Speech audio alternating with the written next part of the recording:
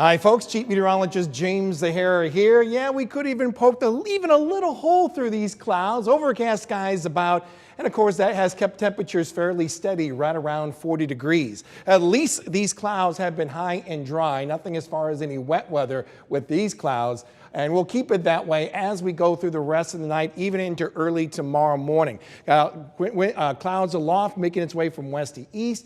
We've got clouds from east to west that's taking place in the surface. So we're kind of socked in with these clouds as we make our way through the overnight hours. Here's our next weather system, still on track to produce a lot of wet weather, windy conditions around here. And yes, plentiful rainfall too, with those wind gusts expected with this system as it makes its way in our neck of the woods heading into tomorrow. And what a whopper of a system this is going to be, especially the winter variety. These are all the winter weather alerts that we have, covering about a dozen states, from winter weather advisories to even this area right here, blizzard warnings, because not only going to be dealing with wind gusts there over 50 miles an hour, but they could be talking about snowfall amounts over 15 inches throughout much of South Dakota and parts of the Panhandle going into Nebraska. For us, of course, we don't have to worry about any of that snow. On the south side of this system, you're going to be talking about some severe weather around the southern Great Plains from Kansas down around Oklahoma, Texas,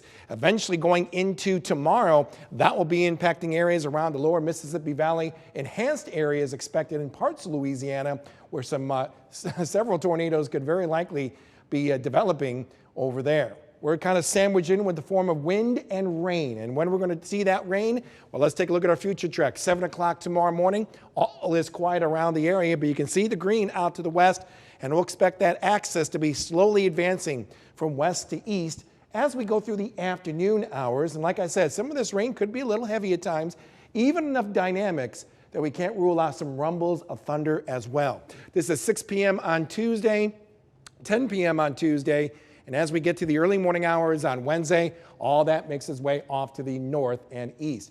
Rainfall, like I said, looks plentiful. We need it. That would be good news indeed, with numbers expected at least a half to maybe over an inch of rain, indicated by those yellow shadings that we see spotted around our neck of the woods.